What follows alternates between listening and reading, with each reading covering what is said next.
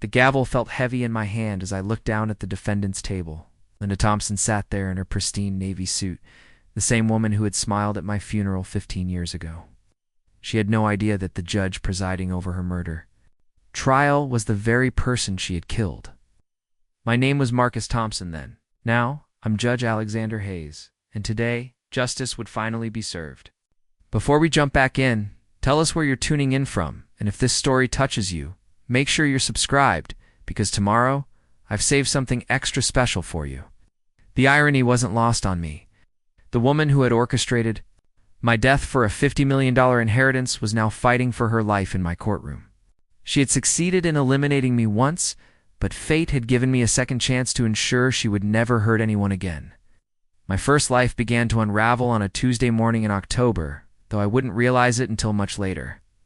I was Marcus Thompson, 25 years old, and the heir to Thompson Industries, one of the largest real estate development companies on the West Coast.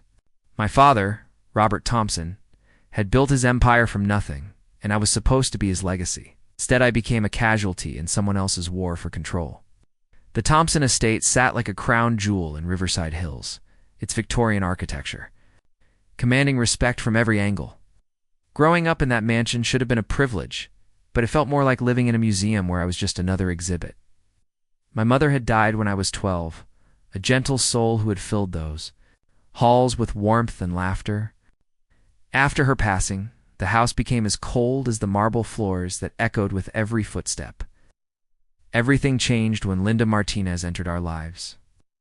She was 32, beautiful in that calculated way that wealthy men find irresistible, with auburn hair that caught the light perfectly and eyes that could convince you she genuinely cared. My father was 55 and lonely, vulnerable in ways that successful men rarely admit. Linda saw that vulnerability and wrapped herself around it like a designer dress. Their courtship was swift and strategic. Within 6 months of meeting at a charity gala, she had moved into our home.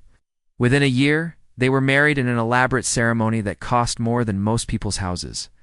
I watched from the front row as my father promised to love and cherish this woman who had already begun calculating how to remove me from the equation. Linda brought her daughter Emma with her, a sweet 10-year-old who looked nothing like her mother. Where Linda was, calculating, Emma was genuine. Where Linda's affection felt rehearsed, Emma's was natural and warm. I found myself becoming the big brother I never thought I'd be. Teaching Emma to ride bikes in the estate's circular driveway and helping her with homework at the massive dining room table. For 2 years, we played at being a family. Linda excelled at the performance, hosting dinner parties where she would introduce me as her stepson with such convincing pride that even I began to believe she cared. She remembered my birthday, attended my college graduation from Golden Oaks Law School, and even helped me prepare for the bar exam. To the outside world, we were the picture of blended family success. But I began to notice things, small things at first. How Linda's smile never quite reached her eyes when she looked at me. How she would excuse herself from rooms when my father discussed business with me.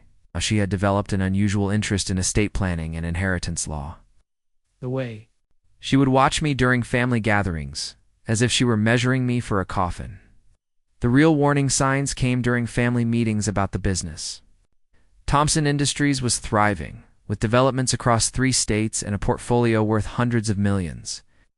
My father had always been clear that I would inherit control of the company. But Linda had begun asking pointed questions about succession planning. She would couch her concerns in loving language, expressing worry about the pressure such responsibility would place on my young shoulders. I was working at the company by then, learning every aspect of the business from the ground up. My father insisted I start in the mailroom and work my way through every department. It was humbling and educational, giving me genuine respect for every employee and every process that made our success possible. I loved the work, loved the feeling of building something meaningful, loved the idea of carrying on my father's legacy. Linda saw my passion as a threat. During one particularly tense family dinner, she suggested that perhaps the company needed professional management rather than family leadership. She had been researching management firms that specialized in taking over family businesses, ensuring better returns for shareholders. My father dismissed the idea immediately, but I saw how her jaw tightened when he reaffirmed his intention to leave everything to me. That's when I knew I was in real danger, though I couldn't have imagined how far she would go. The beginning of the end came when my father had a mild heart attack. Nothing serious, the doctors assured us, but enough to make him think about mortality. He called me to his hospital bed while Linda was getting coffee and told me he wanted to accelerate the timeline for my taking over the company. He was tired, he said, and wanted to enjoy his remaining years without the stress of daily operations. I was thrilled and terrified in equal measure. At 25, I would become the CEO of a major corporation. I had the education and the experience, but the responsibility felt enormous. My father squeezed my hand and told me he had complete faith in my abilities. He said my mother would have been proud to see the man I had become. When Linda returned with coffee, she found us discussing transition plans. The color drained from her face as my father explained his decision. She recovered quickly, plastering on her practiced smile and congratulating me with enthusiasm that felt hollow. But I saw her hands shake as she set down the coffee cups. That night, she came to my room. It was unusual for her to seek private conversation with me, and I felt immediately uncomfortable. She sat on the edge of my bed and spoke in the caring tone she used when she wanted something. She told me she was worried about me taking on so much responsibility at such a young age. She painted pictures of stress-related health problems, failed relationships, a life consumed by work with no room for happiness. She suggested I might want to consider a different path, perhaps travel the world, or pursue graduate studies abroad. The company would always be there when I was ready, she said, but youth was fleeting. I thanked her for her concern, but explained that this was my calling, my purpose. I had been preparing for this moment my entire life. She nodded and smiled, kissed my forehead like a loving stepmother, and wished me good night. But as she reached the door, she turned back with an expression I had never seen before. For just a moment, the mask slipped, and I saw something cold and calculating in her eyes. That was 3 weeks before she killed me. The plan she devised was elegant in its simplicity. A family weekend at our lakeside cabin, just the 4 of us bonding before I took over the company. She suggested it herself, framing it as a celebration of new beginnings. My father was delighted by her initiative, proud that his wife was embracing his son's success. We drove up on a Friday afternoon, the October air crisp with the promise of winter.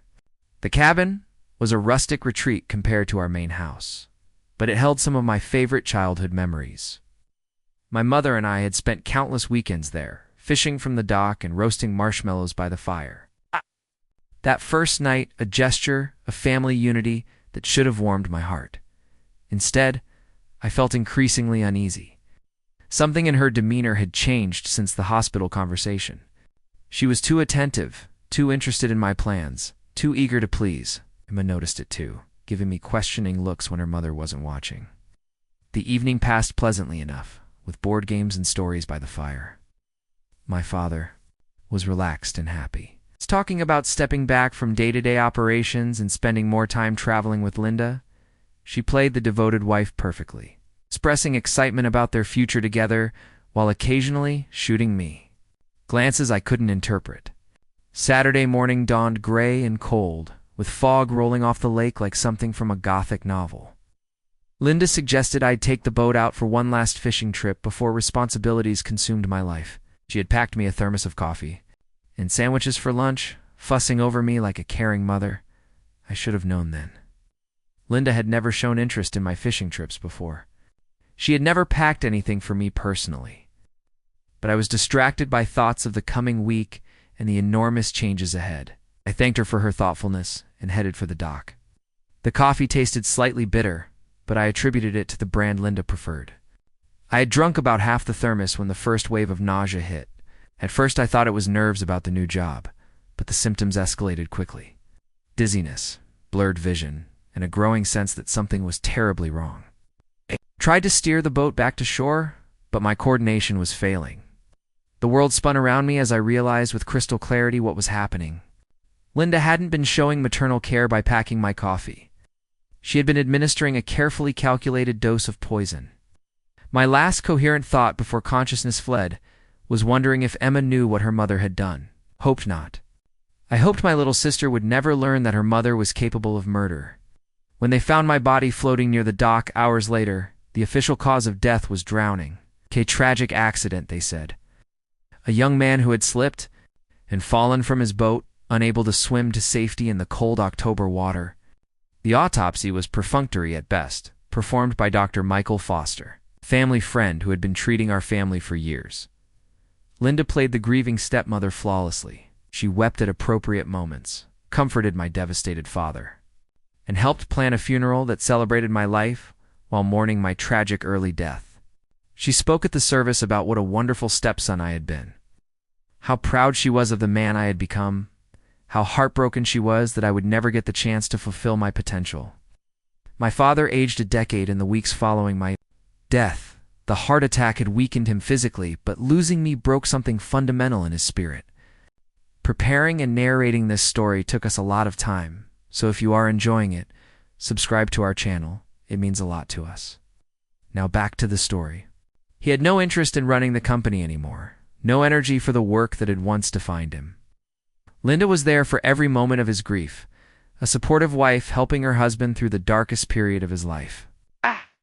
3 months after my funeral, she convinced him to restructure his will. With me gone, she argued, they needed to think about Emma's future and the company's leadership. Professional management might be the wisest choice after all, with the proceeds held in trust. For Emma's benefit, it was a logical argument from a caring stepmother worried about her husband's declining health and her daughter's security. My father signed the new will on a Tuesday morning in January, exactly 3 months after my death. He died of a massive heart attack that afternoon, alone in his office, while Linda was conveniently at a spa appointment with Emma.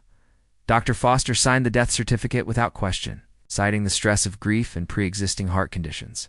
Linda inherited everything: $50 million in assets, control of Thompson Industries, and the satisfaction of having executed a perfect double murder without a single person suspecting foul play. She sold the company within 6 months, invested the proceeds wisely, and moved with Emma to a smaller but equally elegant home in a different state. She had won completely, or so she thought. What Linda couldn't have known was that death wasn't the end for me. What she couldn't have anticipated was that the universe sometimes has its own sense of justice. What she never could have imagined was that 15 years later, I would be sitting in a judge's chair, holding her fate in my hands. My name is Alexander Hayes now, and today, the real trial begins. Death, I discovered, is not the dramatic transition poets write about.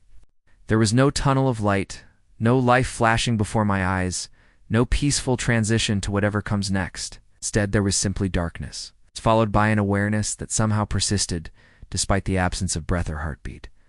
I found myself in a space that defied description, neither warm nor cold, neither bright nor dark. Time had no meaning there, though I sensed I wasn't alone. Other presences moved through that realm, some recently arrived like myself, others ancient beyond comprehension. There was a sense of order to it all, as if this were merely another phase of existence rather than its conclusion. A voice spoke to me, though I heard no words. It communicated through pure understanding, bypassing the need for language entirely. I was being offered a choice, it explained. I could move forward to whatever awaited souls like mine, or I could return to settle unfinished business. The catch was significant. If I chose to return, I would remember everything, but I would be born into a different life, in a different body, with different circumstances. The voice warned me that seeking vengeance was a dangerous path. Justice and revenge were separated by the finest of lines, and crossing that boundary would doom me to repeat the cycle endlessly. If I returned, it had to be for the right reasons. Not to destroy Linda Thompson, but to ensure she could never destroy anyone else. I thought of Emma, sweet Emma, who had called me brother and trusted me to protect her. What would Linda do to her daughter when she no longer needed the facade of motherhood? I thought of my father, who had died believing his wife loved him, never knowing she had murdered his son for money. I thought of all the future victims Linda might claim if her crimes went unpunished. My choice was clear. I would return, not for revenge, but for justice. The transition back to life was gradual. I became aware of warmth, of light filtering, through closed eyelids of sounds that slowly resolved into human voices. I was an infant again, helpless and dependent, but my adult consciousness remained intact. The irony was profound. I had been reborn into the Hayes family in Sacramento, California, 300 miles from where Marcus Thompson had died. My new parents, Michael and Jennifer Hayes, were good people. Michael worked as a public defender, fighting for those who couldn't afford quality legal representation. Jennifer taught elementary school, pouring her heart into educating children from underprivileged backgrounds. They had tried for years to have children before adopting me, and their love was immediate and unconditional. Growing up with full memory of my previous life was both blessing and curse. I understood the world around me with adult comprehension while trapped in a child's body. I couldn't speak for months, couldn't walk for over a year, couldn't effectively communicate the urgent need to begin preparing for my eventual confrontation with Linda. But I could learn.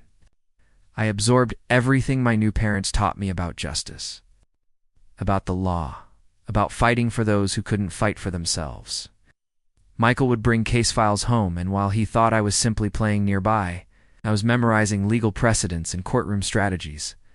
Jennifer would read to me from books about history and philosophy, unknowingly, feeding my growing understanding of justice systems throughout human civilization. By age 5, I was reading at a high school level. By 8, I was studying legal texts with genuine comprehension.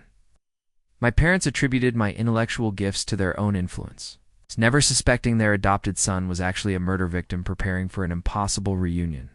I excelled in school without effort, my adult mind making academic challenges trivial. But I was careful not to appear too extraordinary.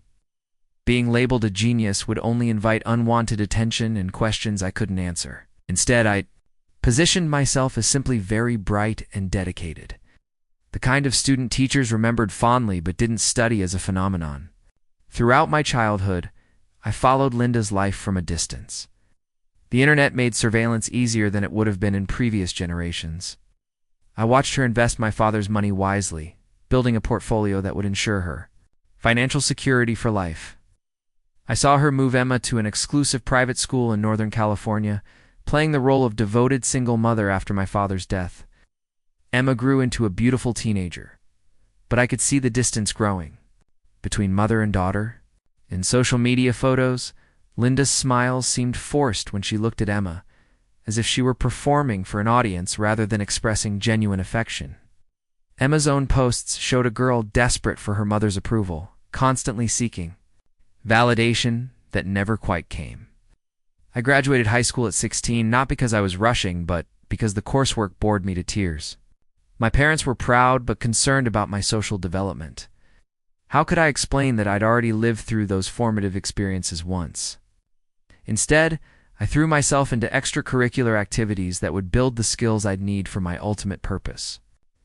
I joined the debate team, honing my ability to present compelling arguments under pressure. I volunteered at the courthouse, learning the rhythms and procedures that governed our justice system.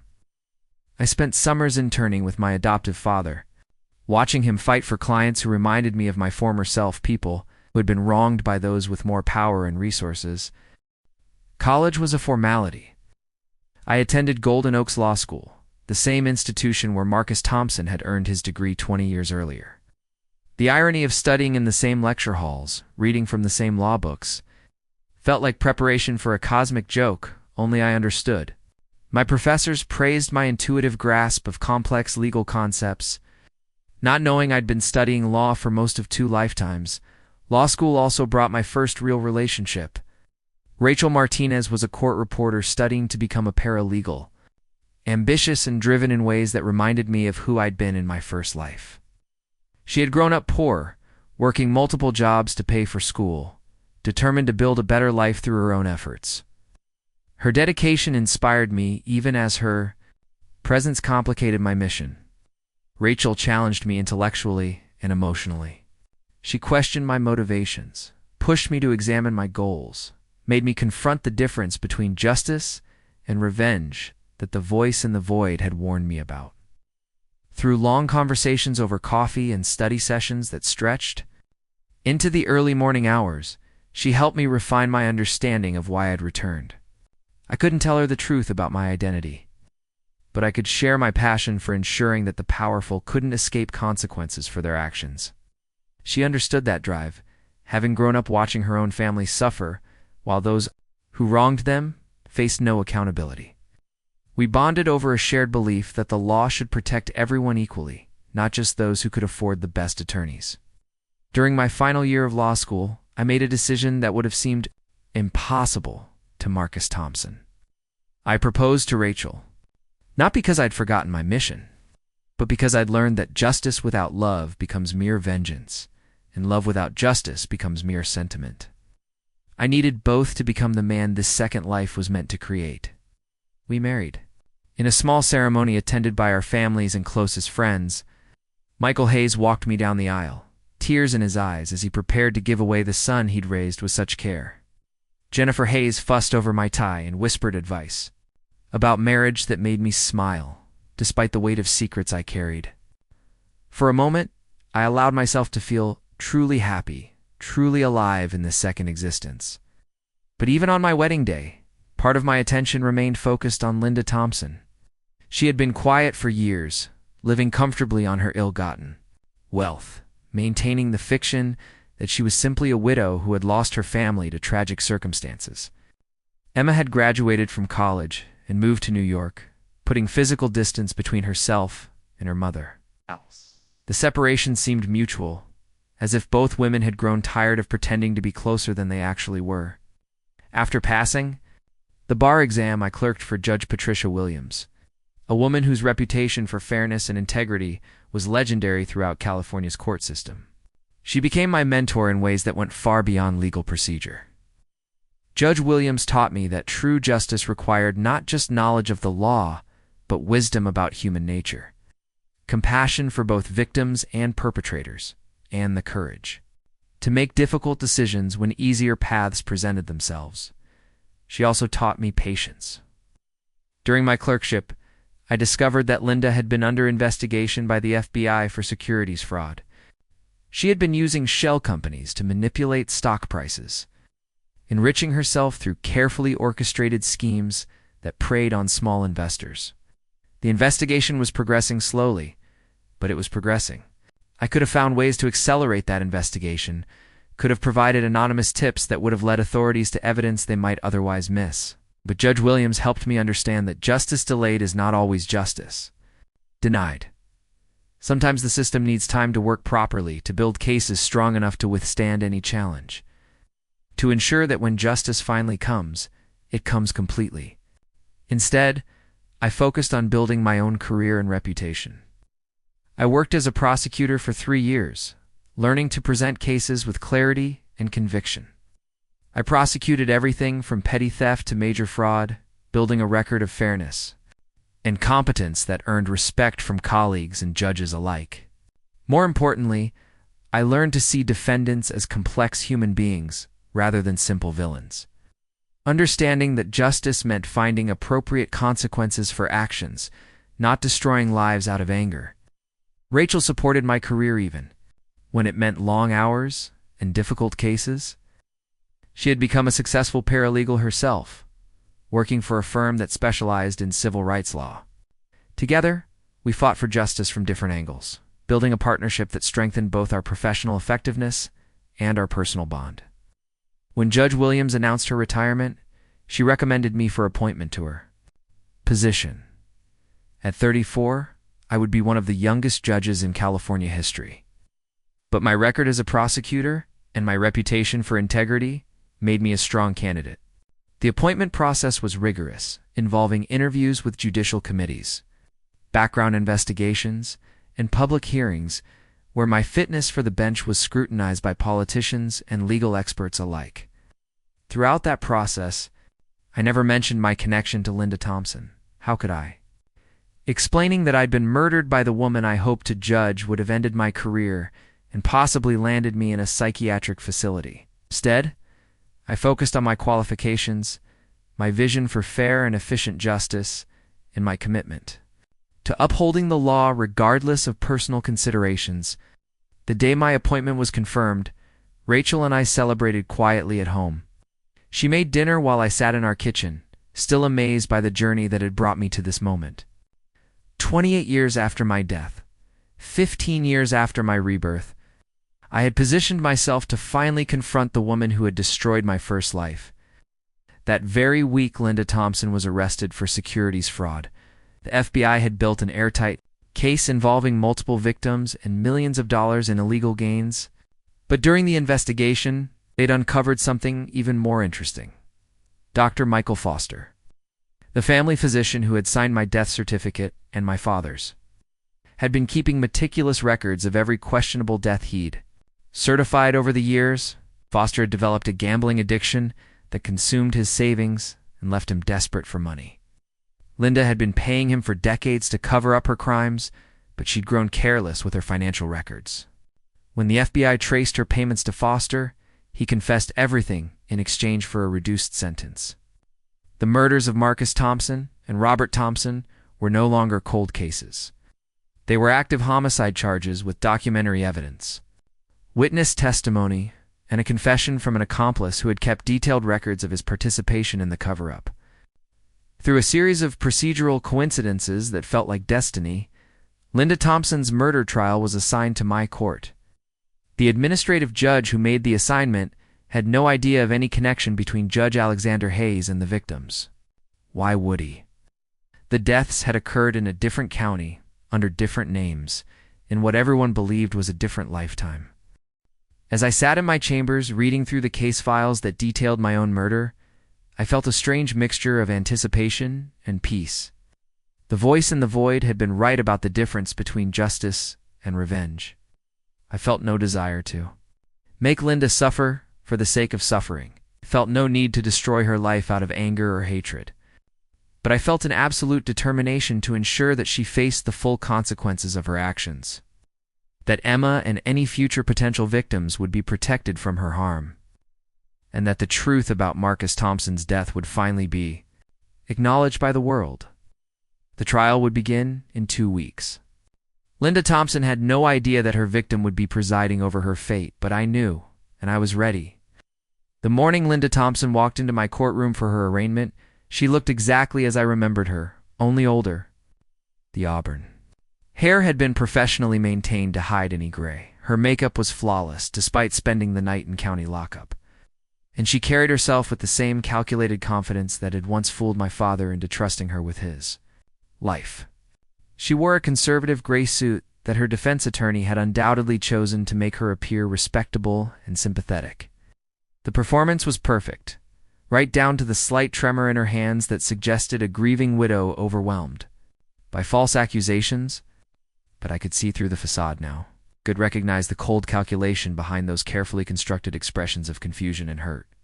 Her attorney, Sarah Blake, was exactly the kind of lawyer I'd expected Linda to hire. Expensive, ruthless, and skilled at creating reasonable doubt where none should exist. Blake specialized in defending wealthy clients who found themselves on the wrong side of criminal charges, and her track record was impressive. She'd built her career on the principle that everyone deserved the best possible defense, regardless of what they might have done. The prosecution was being handled by James Morrison, a veteran district attorney who'd spent 15 years putting murderers behind bars.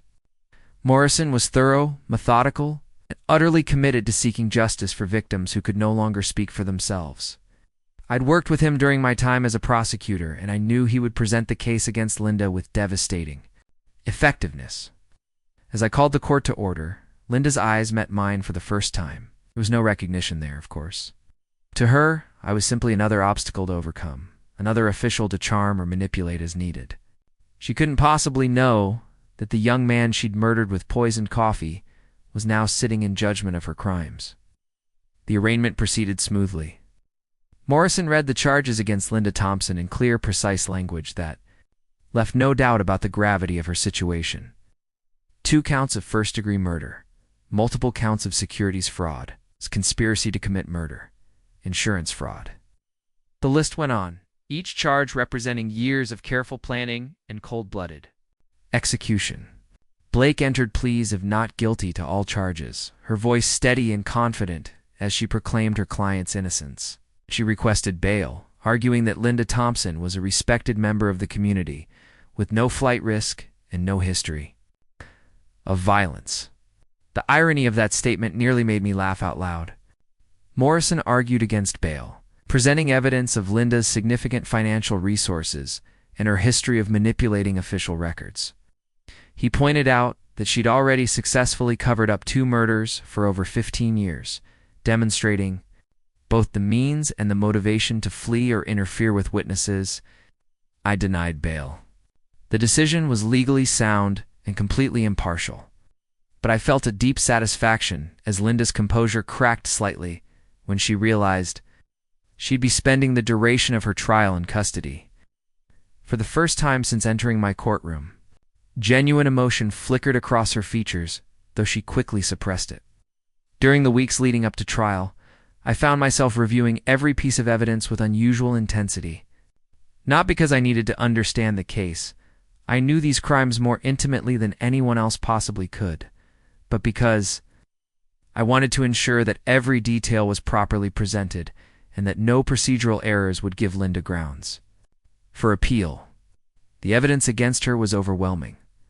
Dr. Foster's detailed records included not just dates and payments, but descriptions of how he'd falsified autopsy reports and death certificates. He'd kept receipts for chemicals Linda had purchased through shell companies, chemicals that matched the poison found in Marcus Thompson's exhumed remains. Financial records showed payments to Foster that corresponded exactly with the dates of both deaths. But the most damaging evidence was Linda's own confession to Foster, secretly recorded during one of their final meetings when she'd grown suspicious of his loyalty. In her own voice, caught on digital audio, Linda described exactly how she'd planned and executed both murders, down to the specific dosage of poison needed to kill Marcus without leaving obvious traces. The recording was chilling in its clinical detachment. Linda discussed my death the way someone might describe a business transaction, weighing costs and benefits without a trace of emotion or remorse. She expressed mild frustration that my father had died sooner than expected, before she could establish a more natural timeline between the deaths, but overall she seemed pleased with the results of her planning. Emma had been contacted by both the prosecution and defense teams, but she'd chosen not to speak with either side. Through mutual friends, I learned that she was devastated by the revelations about her mother. She'd suspected something was wrong. For years it felt the coldness behind Linda's maternal performance, but she'd never imagined the truth was this dark.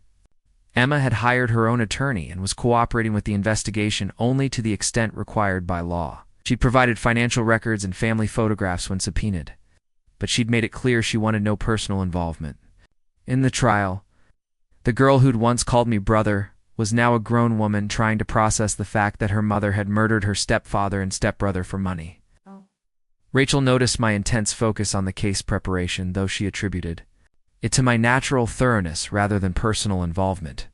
She'd help me review legal precedents in the evenings, offering insights that sharpened my understanding of how to manage the complex testimony and evidence that would be presented. During one of these preparation sessions, Rachel mentioned that she'd covered a similar case years earlier during her training as a court reporter. A family murder motivated by inheritance, hidden for years until new evidence brought the truth to light. She'd been struck by how the surviving family members struggled with learning that someone they'd trusted had been capable of such calculated evil. Her observation reminded me of something I'd been trying not to think about. This trial wasn't just about punishing Linda for her crimes. It was about giving Emma closure, about validating the instincts that had told her something was fundamentally wrong with her family situation, about allowing her to finally understand why she'd never felt truly loved by the woman who claimed to be her devoted mother. The jury selection process was fascinating to observe from my position as judge. Blake tried to seat jurors who might be sympathetic to a widow facing financial difficulties, people who might view Linda as a victim of overzealous prosecution rather than a calculated killer. Morrison sought jurors who understood that domestic violence could take many forms, that family members were often the most dangerous predators because victims trusted them completely, I maintained strict impartiality during jury selection ruling. On challenges and objections based purely on legal standards, but I watched each potential juror carefully, looking for signs of the wisdom and integrity that would be needed to weigh the evidence fairly. This case would require jurors capable of seeing through Linda's performance to the cold reality underneath. The final jury consisted of 8 women and 4 men, ranging in age from 25 to 68. They included a retired teacher, a construction supervisor, an accountant, a nurse, and several others whose life experiences would help them understand the dynamics of family relationships and financial motivation. Most importantly, they all demonstrated the ability to follow legal instructions and base their verdict solely on evidence presented in court. Opening statements were scheduled for a Monday morning in late November. The courthouse was packed, with reporters and spectators drawn by the sensational nature of the case. A wealthy widow accused of murdering her stepson and husband for inheritance money was exactly the kind of story that captured public imagination. As I entered my courtroom that morning, I felt the weight of both lifetimes pressing down on me. Marcus Thompson deserved justice for his stolen life and unfulfilled dreams. Robert Thompson deserved justice for his betrayed trust and broken heart. Emma deserved justice in the form of truth about her family. Future victims deserved justice in the form of Linda's permanent removal from society. But I also felt the responsibility of my current identity as Judge Alexander Hayes. I'd sworn an oath to uphold the law impartially, to ensure fair proceedings for both prosecution and defense, to protect the rights of all parties regardless of my personal feelings.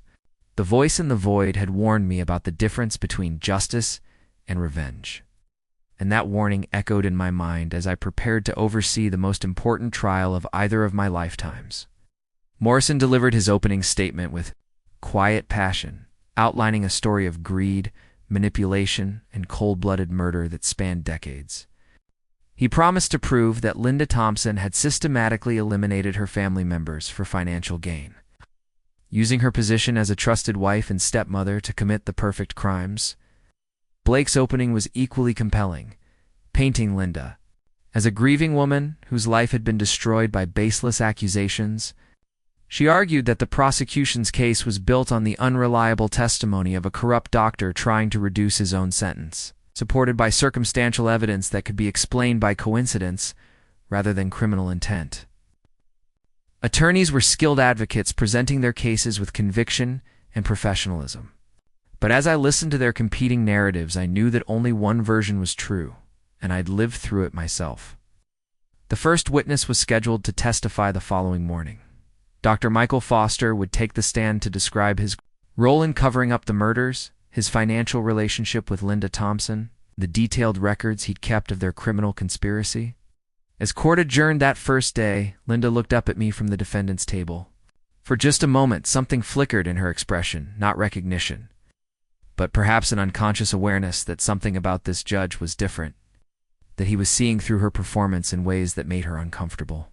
She had no idea how right that instinct was, or how thoroughly her past was about to catch up with her. Dr. Michael Foster took the witness stand with the demeanor of a man carrying unbearable guilt. His once confident physician's bearing had been replaced by hunched shoulders and trembling hands.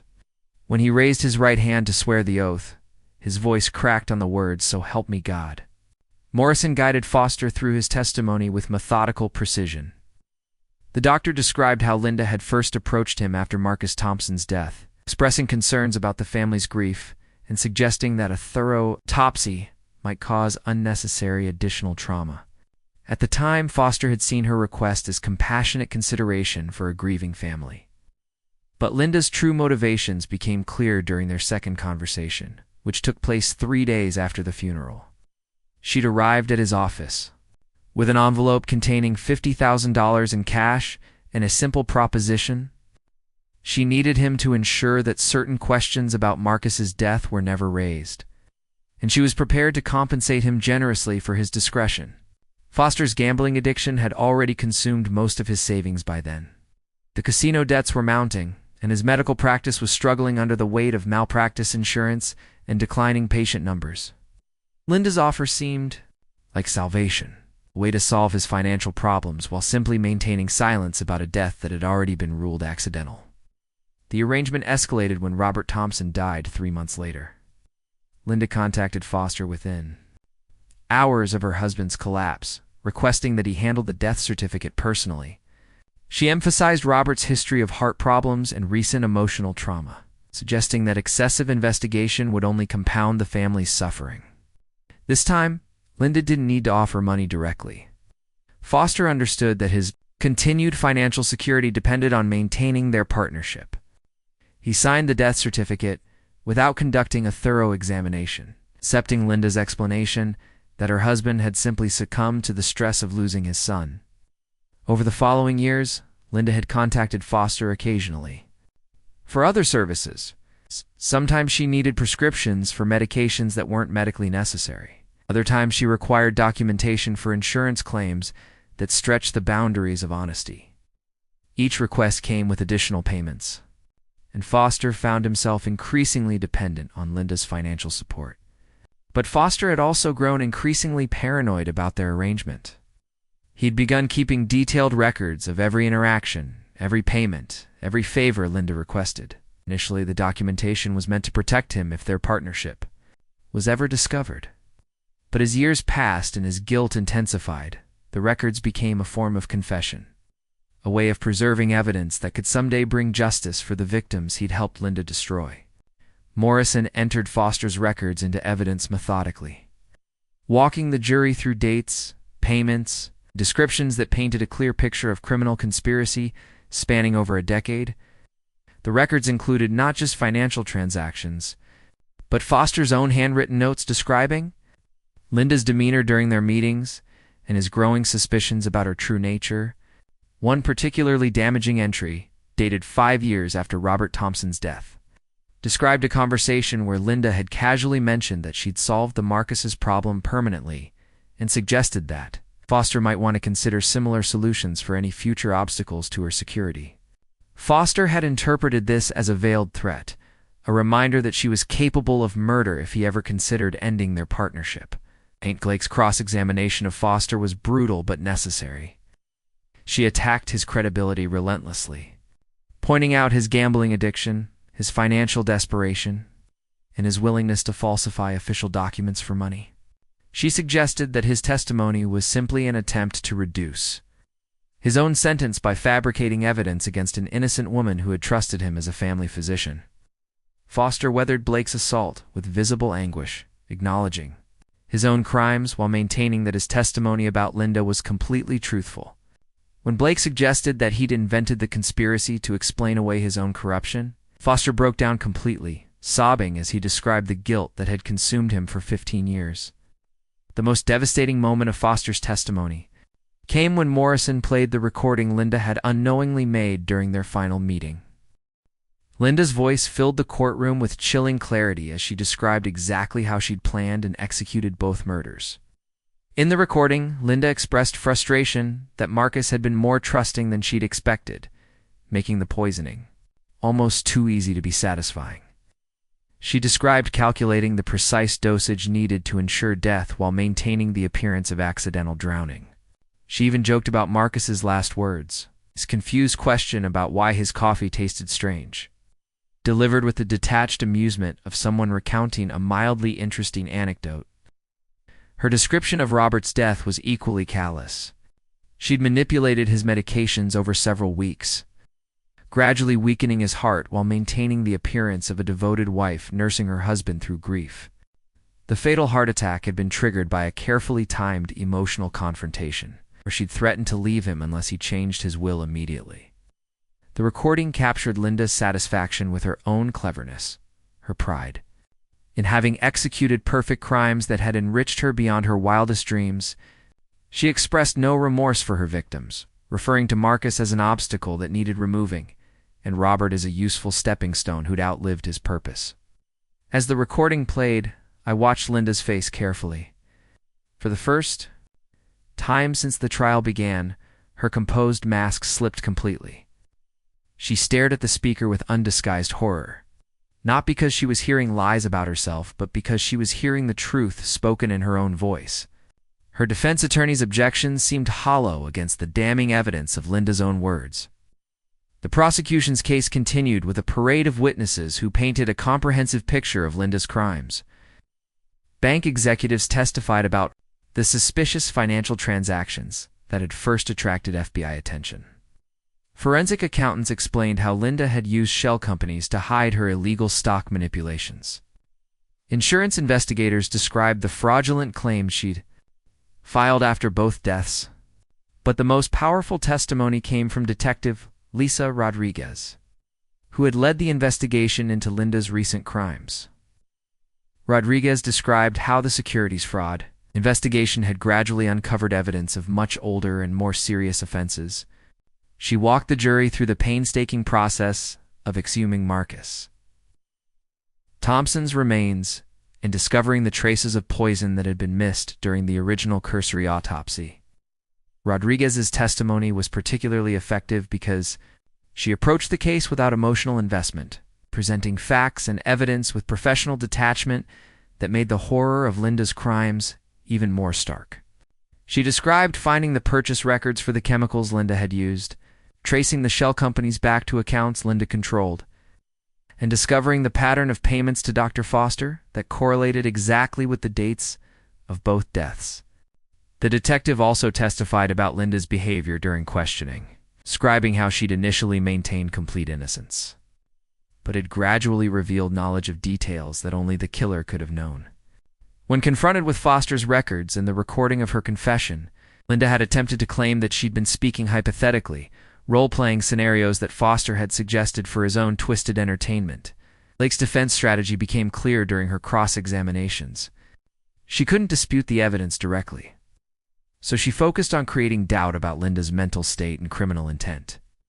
She suggested that Linda had been manipulated by Foster, who had used his position as a trusted family physician to exploit a grieving woman's vulnerability. According to Blake's narrative, Foster had been the true mastermind, using his medical knowledge to commit murder while positioning Linda as his unwitting accomplice. The payments Linda had made were protection. Money extracted through blackmail rather than given as compensation for criminal services. The recording of Linda's confession was evidence of Foster's psychological manipulation, showing how he'd convinced a traumatized woman to take responsibility for crimes she hadn't committed. It was a creative defense, but it fell apart under the weight of contradictory evidence. Financial records showed that Linda had been the one initiating contact with Foster, not the other way around. The timeline of events demonstrated that she'd begun planning Marcus's murder weeks before his death, purchasing chemicals and researching poison effects with methodical preparation that contradicted any claim of spontaneous action or external manipulation. More damaging to Blake's theory was the evidence of Linda's behavior after the murders. Rather than showing signs of guilt or trauma, she'd immediately begun enjoying the benefits of her crimes. She'd taken expensive vacations, made luxury purchases, and invested her inheritance with the confidence of someone who believed she'd committed the perfect crimes. The prosecution's final witness was Emma Thompson, testifying under subpoena despite her reluctance to participate in her mother's trial. Emma's testimony was brief but devastating, describing a childhood spent with a mother who seemed to view affection as a performance rather than genuine emotion. Emma described how Linda's behavior had changed after Marcus's death, becoming more controlling and possessive, while simultaneously more distant and cold. She testified about conversations where Linda had spoken about Marcus and Robert with casual indifference, referring to their deaths as unfortunate accidents that had at least provided financial security for Emma's future. Most powerfully, Emma described her own growing awareness that something was fundamentally wrong with her family's situation. She'd felt unsafe around her mother from a young age, though she'd lacked the vocabulary to explain why. As she'd grown older, she'd recognized the artificial quality of Linda's maternal performance and had gradually distanced herself from a woman who'd claimed to love her, but whose actions suggested only calculating self-interest. When Blake cross-examined Emma, attempting to portray her as an ungrateful daughter who'd been turned against her mother by malicious prosecutors, Emma's response was quiet but devastating. She explained that she'd hoped for years that her instincts about her mother were wrong, that she'd tried repeatedly to build a genuine relationship based on mutual affection and trust. But Linda had never reciprocated those efforts, treating every interaction as an opportunity to maintain her facade rather than connect with her daughter authentically. Emma's testimony made clear that she felt no anger toward her mother only, sadness for the family that had never truly existed, and relief that the truth was finally being acknowledged. As the prosecution rested its case, the weight of evidence against Linda Thompson was overwhelming. Dr. Foster's detailed records, the recording of Linda's confession, the forensic evidence from Marcus's exhumed remains, and the testimony of witnesses ranging from law enforcement to Linda's own daughter had painted an undeniable picture of calculated murder motivated by greed. Blake's defense would begin the following day, and I knew she faced an almost impossible task. The evidence against Linda wasn't circumstantial or ambiguous. It was direct, comprehensive, and supported by Linda's own recorded words describing exactly how and why she'd committed her crimes. But I also knew that Blake was obligated to provide the best possible defense for her client, regardless of personal feelings about Linda's guilt or innocence. The adversarial system required zealous advocacy from both sides, ensuring that justice emerged from the collision between competing narratives rather than predetermined assumptions about guilt.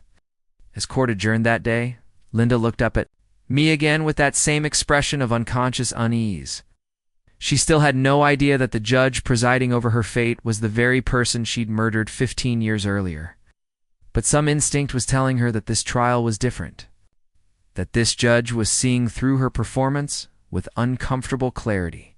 Tomorrow would bring Blake's attempt to create reasonable doubt where none should exist. But tonight, justice felt closer than it had in either of my lifetimes. Blake's defense was masterful in its desperation. She called character witnesses, who testified to Linda's reputation as a devoted mother and community volunteer. She brought in psychologists who spoke about grief-induced trauma and how extreme loss could affect decision-making. She even called Linda's financial advisor, who testified that her investment strategies were conservative and showed no signs of the reckless spending one might expect from someone who'd acquired wealth through murder. But no amount of character testimony could overcome the recorded confession. When Blake finally called Linda to testify in her own defense, the courtroom fell silent with anticipation. Linda took the stand with renewed composure, her legal team having clearly coached her extensively on how to present herself. Under Blake's careful questioning, Linda wove a tale of manipulation and coercion. She claimed that Dr. Foster had threatened to destroy her family's reputation unless she cooperated with his schemes. According to her testimony, Foster had been embezzling from her husband's estate and needed her silence to avoid exposure. Payments she'd made weren't compensation for murder, but protection money extracted through blackmail. The recording, Linda claimed, was the product of Foster's psychological manipulation. He'd convinced her that taking responsibility for the deaths would somehow protect Emma from scrutiny. In her confused and traumatized state following years of abuse, she agreed to role-play scenarios that Foster claimed would help him understand how to better protect their family's secret. It was a compelling performance. It's delivered with tears at appropriate moments and indignation when describing Foster's alleged betrayal of her trust. Linda portrayed herself as a victim twice over, first of her manipulative family physician, and then of a justice system that had failed to recognize her own victimization. Morrison's cross-examination systematically dismantled Linda's testimony. He presented evidence showing that Linda had initiated contact with Foster after each death, not the other way around. He confronted her with financial records proving that she'd researched poison effects and purchased chemicals days before Marcus's murder. Most devastatingly, he played portions of the recorded confession where Linda's tone was casual and satisfied, hardly consistent with someone being coerced into false admissions. When Morrison asked Linda to explain why an innocent woman would have detailed knowledge of poison dosages and death timelines, her composure finally cracked.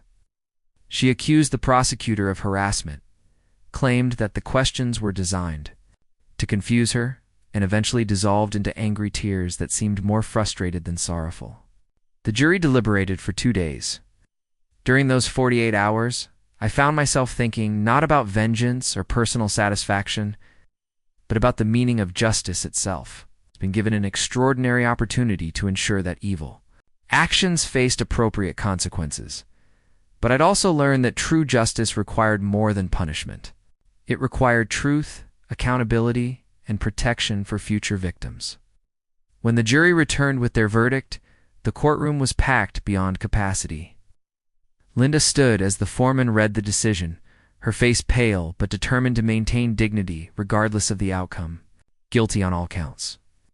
The words echoed through the courtroom with finality that seemed to settle something fundamental in the universe. Linda Thompson would face the rest of her life in prison, never again able to manipulate or murder for personal gain. Emma would finally have truth about her family. Marcus Thompson's death would be acknowledged as the crime it had always been. During the sentencing phase, I was required to determine Linda's punishment within legal guidelines. The prosecution requested life imprisonment without possibility of parole, arguing that Linda's crimes demonstrated calculated evil that posed permanent danger to society. The defense requested leniency based on Linda's age and claimed history of psychological trauma. I sentenced Linda Thompson to life imprisonment without possibility of parole, plus additional years for the fraud charges. As I pronounced the sentence, I looked directly into her eyes and spoke not just as Judge Alexander Hayes, but as the voice of every victim whose life she'd destroyed for money.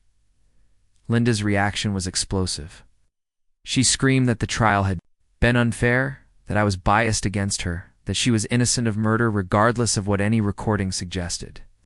Her outburst was quickly controlled by bailiffs, but not before she'd revealed the cold fury that had always lurked beneath. Her careful facade, as they led her away in shackles, Linda looked back at me one final time. For just a moment, recognition flickered in her eyes. Not conscious understanding of my true identity, but perhaps some deeper awareness that justice had been served by forces beyond her comprehension or control. Emma attended the sentencing but left immediately afterward without speaking to reporters or family friends.